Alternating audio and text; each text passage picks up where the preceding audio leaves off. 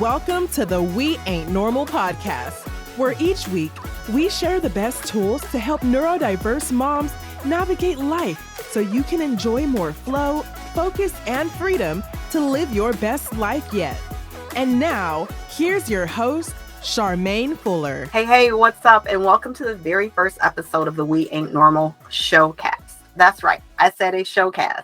This is a YouTube show as well as it's on some of your favorite podcasting platforms so that you can listen or watch wherever you find it easiest for you. I am Charmaine Fuller, and I am so stoked that you are here with me today. I have been in this field for a little over 10 years, and that's the special needs field, helping. I first started out helping moms with navigating just the whole special needs process, navigating life, helping them to get the support they needed for their child's superpower. And then it morphed. Once I got my own official diagnosis of ADHD, I began to look back over my clients, and I realized that a lot of you were just as neurodiverse as me, and that perhaps the issue isn't necessarily getting our kids together, but getting our own lives together.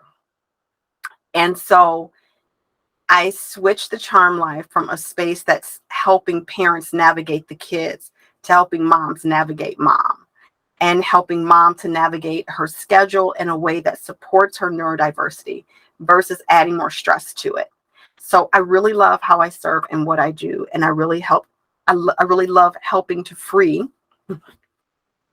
neurodiverse moms from feeling like they are always against the 8 ball, that they can never seem to get anything right, like they're always running toward the next thing, to allow them to have that breath and space in their life that they desire. I started this showcast because I wanted neurodiverse moms to have a space that was for us. There's so many spaces out there that are for moms of special needs kids, moms of autistic children, moms of ADHD kids, moms of kids with epilepsy, cerebral palsy. There's tons of those groups. And they talk to you from the space of you're not neurodiverse often. And they often come at you from the space of what you can do for your child. And there's absolutely nothing wrong with that. I know that. We love our kids. But there is a special, juicy spot in my heart for those of us that often struggle with managing our own shit, let alone what our kids are going through. And so how do we begin to manage that? And I wanted to create a space outside of my normal brand that allowed for more voices to be heard, and allowed for neurodiverse moms to feel seen, heard, and supported throughout this journey and process of discovering their own neurodiversities. So before we get started, I want to ask you this question. How hard are you on you? How hard are you on yourself? Sometimes the expectation to be great or to be better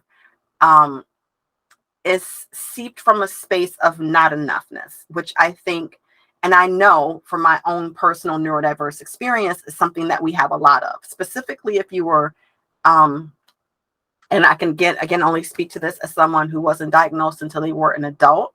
I'm sure those of you who maybe were diagnosed as neurodiverse as kids could probably have some of the same challenges.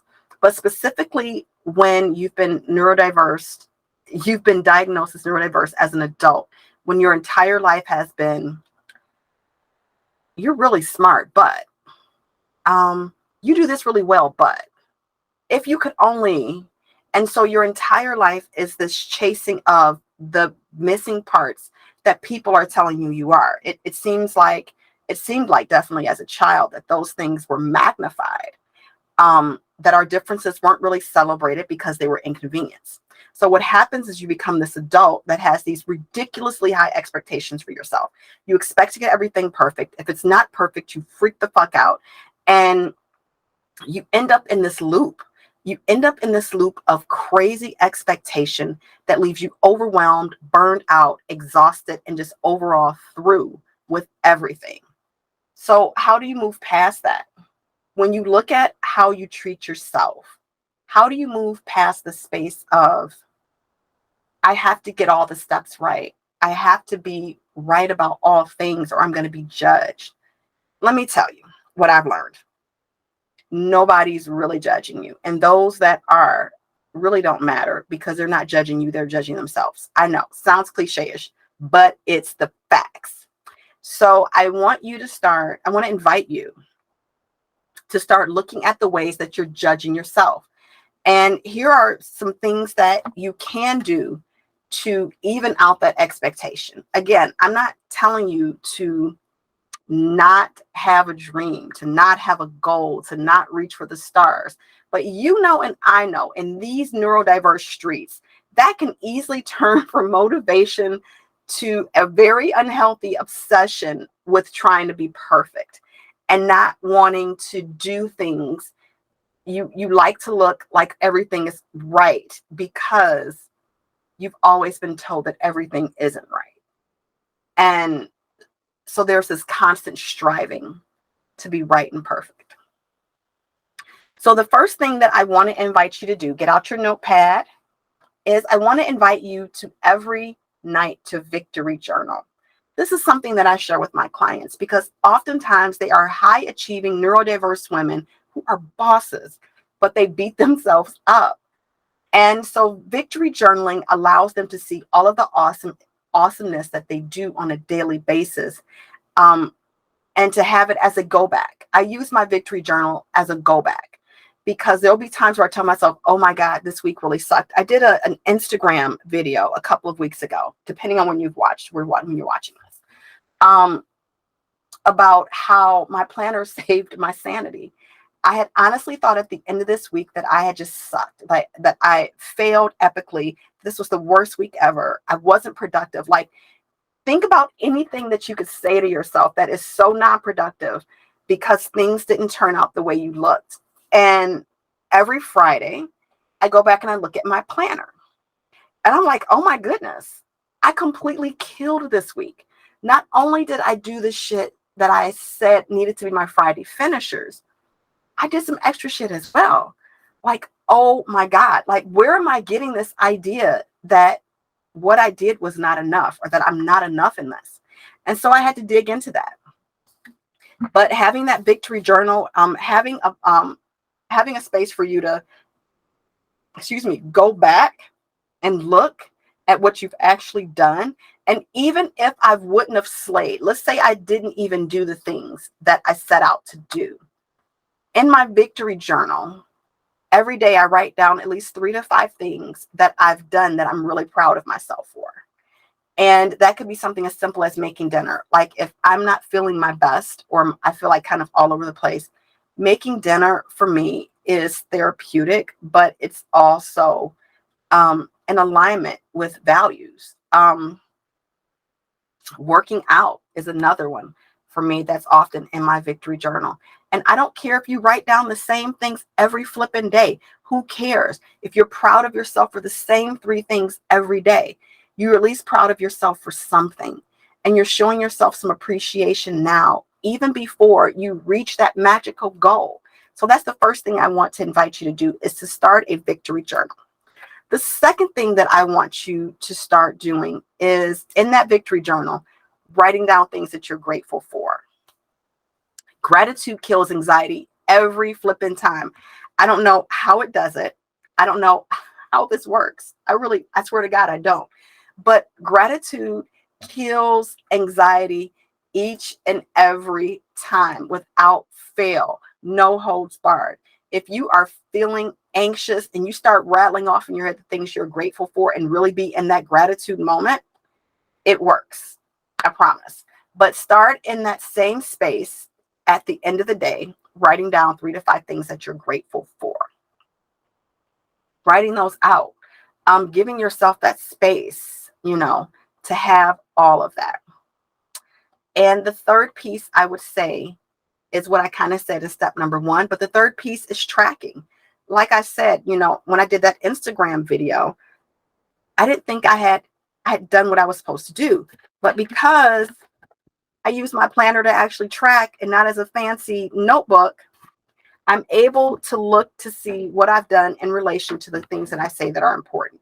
So whether I'm working on a business goal or I'm working on a family goal, are the things that I had on my schedule for the week, are the things that I slayed, are they in alignment with that? Now, that's not used as a space to beat yourself up, sis. It's to be used as a space for you to be able to see what's going right and either keep doing it or to see where you're not supporting yourself and to pivot. These things are to help you to learn how to pivot versus going, oh my gosh, I had such a horrible week. It was crappy. It's all my fault. Maybe I should just give up.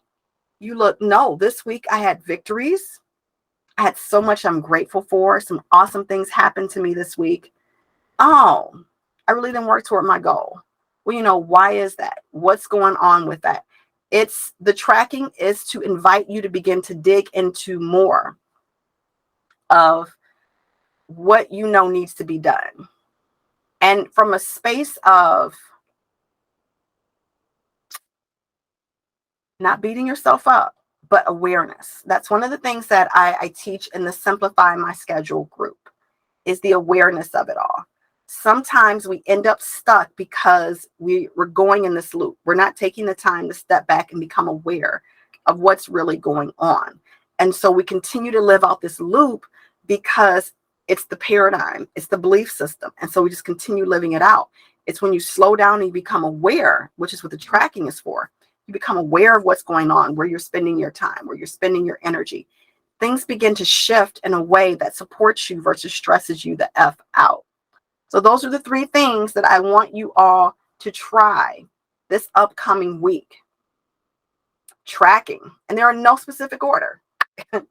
Tracking, as you begin to set up for this week, I want you to think about what your major goal, 1 to 3 goals are for this week to slay. What are you going to have done by next Friday? And I want to invite you to begin seeing how the activities that you're doing are helping to support that. So tracking is so important. The second, gratitude journaling. What are you grateful for? What has brought you joy this week? What happened to you this week that is so totally awesome? Gratitude. The third is victory.